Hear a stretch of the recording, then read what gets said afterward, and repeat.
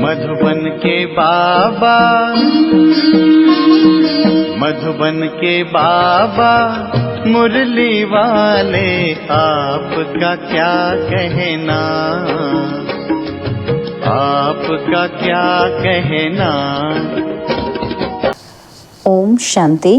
आज 4 मई 2024 के साकार मधुर महावाक्य हैं। आज मीठे मीठे बाप दादा बोले, मीठे बच्चे, बाप जो सुनाते हैं वह तुम्हारे दिल पर छप जाना चाहिए। तुम यहाँ आए हो सूर्यवंशी घराने में ऊंच पद पाने, तो धारणा भी करनी है। बाबा कहते, मीठे बच्चे, बाप जो सुनाते हैं वह तुम्हारे दिल पर छप जाना चाहिए। तुम यहाँ आए हो सूर्यवंशी घराने में ऊंच पद पाने, तो धारणा भी करनी है। बाबा ने आज प्रश्न पूछा कि सदा रिफ्रेश रहने का साधन क्या है। तो उत्तर में बाबा ने समझाया, जैसे गर्मी में पंखे चलाते हैं तो रिफ्रेश कर देते हैं, ऐसे सदा सुदर्शन चक्र फिराते रहो तो रिफ्रेश रहेंगे। बच्चे पूछते हैं, सुदर्शन चक्रधारी बनने में कितना समय लगता है? बाबा कहते, बच्चे 1 सेकेंड।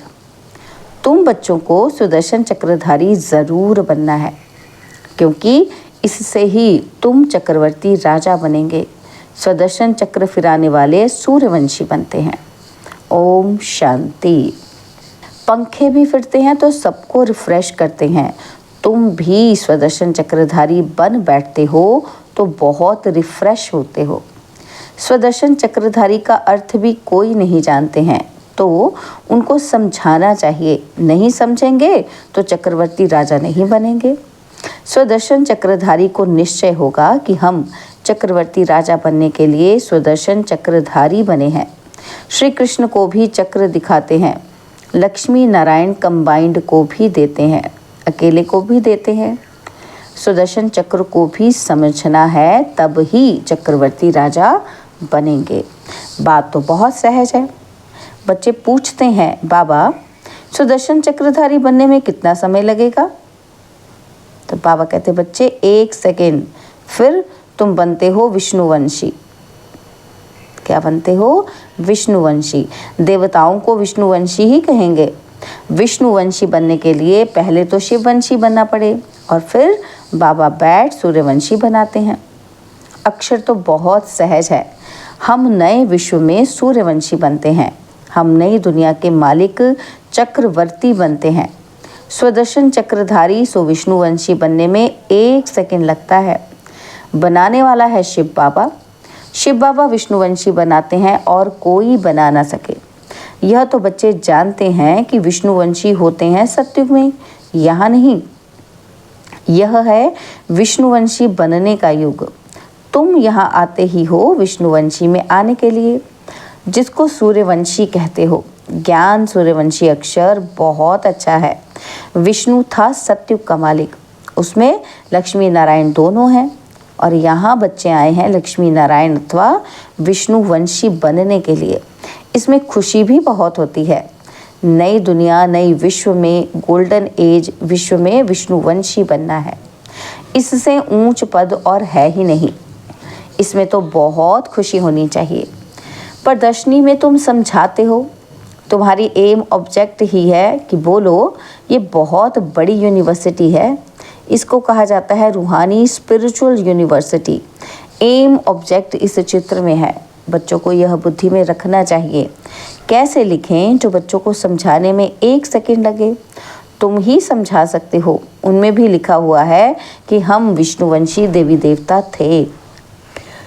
ज़रूर क्या थे? देवी देवता ज़रूर थे, अर्थात देवी देवता कुल के थे, स्वर्ग के मालिक थे। बाप समझाते हैं, मीठे मीठे बच्चे, भारत में तुम आज से 5000 वर्ष पहले सूर्यवंशी देवी देवता थे। बच्चों की बुद्धि में अब आया है। शिव बाबा बच्चों को कहते हैं, हे बच्चों, तुम सतयुग में सूर्यवंशी थे। शिव बाबा आया था सूर्यवंशी घराना स्थापन करने। बरोबर भारत स्वर्ग था, यही पूज्य थे।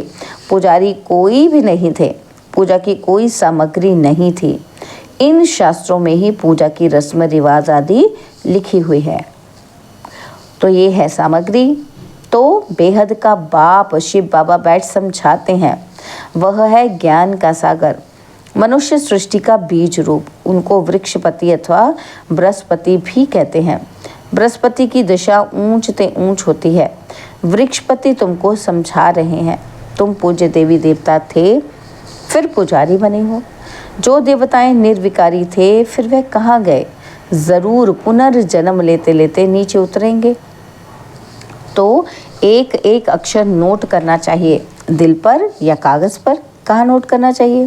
ये कौन समझाते हैं? शिव बाबा। वही स्वर्ग रचते हैं। शिव बाबा ही बच्चों को स्वर्ग का वर्षा देते हैं। बाप बिगर और कोई दे न सके। लौकिक बाप तो है देहधारी। तुम अपने को आत्मा समझ पारलौकिक बाप को याद करते हो। बाबा तो बाबा रिस्पॉन्स करते हैं, हे बच्चों, तो बेहद का बाप हो गया ना। बच्चों, तुम सूर्यवंशी देवी देवता पूज्य थे, फिर तुम पुजारी बने। यह है रावण का राज्य। हर वर्ष रावण को जलाते हैं, फिर भी मरता ही नहीं है। 12 मास के बाद फिर रावण को जलाएंगे।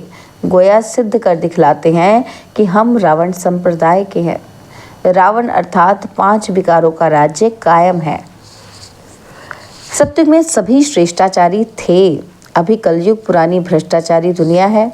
यह चक्र फिरता रहता है। अभी तुम प्रजापिता ब्रह्मावंशी संगम युग पर बैठे हो। तुम्हारी बुद्धि में है कि हम ब्राह्मण हैं, अभी शूद्र कुल के नहीं हैं। इस समय है ही आसुरी राज्य। बाप को कहते हैं, हे दुख हरता सुख करता। अब सुख कहाँ है? सत्युग में। दुख कहाँ है? दुख तो कलयुग में है।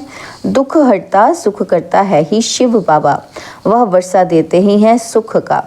सत्य को सुख धाम कहा जाता है, वहाँ दुख का नाम नहीं। तुम्हारी आयु भी बड़ी होती है, रोने की दरकार नहीं। समय पर पुरानी खाल छोड़ दूसरी ले लेते हैं। समझते हैं अब शरीर बूढ़ा हुआ है। पहले बच्चा सतोगुणी होता है, इसलिए बच्चों को ब्रह्म ज्ञानी से ऊंच समझते हैं, क्योंकि वह तो फिर भी विकारी गृहस्थी से सन्यासी बनते हैं, तो उनको सब विकारों का पता है और छोटे बच्चों को ये पता नहीं रहता है। इस समय सारी दुनिया में रावण राज्य भ्रष्टाचारी राज्य है। श्रेष्ठाचारी देवी देवताओं का राज्य सत्युग में था, अभी नहीं है। और फिर हिस्ट्री रिपीट होगी। श्रेष्ठाचारी कौन बनाए? यहाँ तो एक भी श्रेष्ठाचारी नहीं है। इसमें बड़ी बुद्धि चाहिए। यह है ही पारस बुद्धि बनने का युग। बाप आकर पत्थर बुद्धि से पारस बुद्धि बनाते हैं। कहा जाता है, संग तारे कुसंग बोरे। सत्य बाप के सिवाय बाकी दुनिया में है ही कुसंग। बाप कहते हैं, मैं संपूर्ण निर्विकारी बनाकर जाता हूँ। और फिर संपूर्ण विकारी कौन बनाते हैं? तो बच्चे कहते हैं, हम क्या जाने। अरे निर्विकारी कौन बनाते हैं? ज़रूर बाप ही बनाएंगे। और विकारी कौन बनाते हैं, ये किसी को पता नहीं है। बाप बैठ समझाते हैं कि मनुष्य तो कुछ भी नहीं जानते। रावण राज्य है ना, तो कोई का बाप मर जाता है, पूछो कहाँ गया? कहेंगे स्वर्गवासी हुआ। अच्छा, तो इसका मतलब नरक में था ना, तो तुम भी नरकवासी ठहरे ना। तो कितना सहज है समझाने की बात। अपने को कोई भी नरकवासी समझते नहीं हैं। नरक को वैश्यालय, स्वर्ग को शिवालय कहा जाता है। आज से 5000 वर्ष पहले इन देवी देवताओं का राज्य था। तुम विश्व के मालिक महाराजा महारानी थे, और फिर पुनर्जन्म लेना पड़े। पुनर्जन्म सबसे जास्ती तुमने लिया है। इनके लिए ही गायन है, आत्माएं परमात्मा अलग रहे बहुकाल। तुमको याद है, तुम पहले पहले आदि सनातन देवी देवता धर्म वाले ही आए, और फिर 84 जन्म ले पतित बने हो। अब पावन बनना है। पुकारते भी है ना कि पतित पावन आओ, तो सर्टिफिकेट देते हैं कि एक ही सतगुरु सुप्रीम आकर पावन बनाते हैं। खुद कहते हैं कि इनमें बैठकर मैं तुमको पावन बनाता हूँ। बाकी 84 लाख योनियाँ आदि है नहीं, 84 जन्म हैं। इन लक्ष्मी नारायण की प्रजा सतयुग में थी, अब नहीं है। कहाँ गई? उनको भी 84 जन्म लेने पड़े। जो पहले नंबर में आते हैं वही पूरे 84 जन्म लेते हैं। तो फिर पहले वह जाने चाहिए। देवी देवताओं की वर्ल्ड की हिस्ट्री रिपीट होती है। सूर्यवंशी चंद्रवंशी राज्य मस्ट रिपीट। बाप तुमको लायक बना रहे हैं। तुम कहते हो हम आए हैं इस पाठशाला व यूनिवर्सिटी में जहां हम नरसिंह नारायण बनते हैं। हमारी एम ऑब्जेक्ट यह है, जो अच्छी रीति पुरुषार्थ करेंगे वही पास होंगे, जो पुरुषार्थ नहीं करेंगे तो प्रजा में कोई बहुत साहूकार बनते हैं, कोई कम। यह राजधानी बन रही है। तुम जानते हो हम श्रीमत पर श्रेष्ठ बन रहे हैं। श्री श्री शिव बाबा की मत पर श्री लक्ष्मी नारायण व देवी देवता बनते हैं। श्री माना श्रेष्ठ। अब किसी को श्री नहीं कह सकते, परंतु यहाँ तो जो आएगा सबको श्री कह देंगे। श्री फलाना। अब श्रेष्ठ तो सिवाय देवी देवताओं के कोई बन ही नहीं सकता।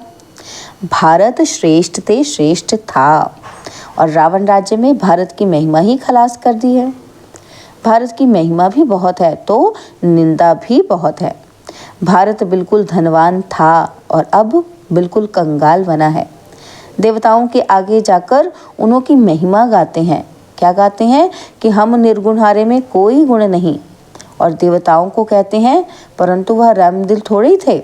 रहम दिल तो एक को ही कहा जाता है जो मनुष्य से देवता बनाते हैं। अभी वह तुम्हारा बाप भी है, टीचर भी है और सतगुरु भी है।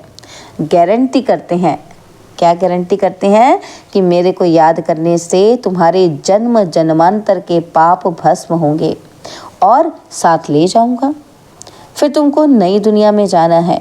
यह 5000 वर्ष का चक्र है। नई दुनिया थी सो फिर पुरानी ज़रूर बनेगी। दुनिया पतित होगी, फिर बाप आकर पावन बनाएंगे।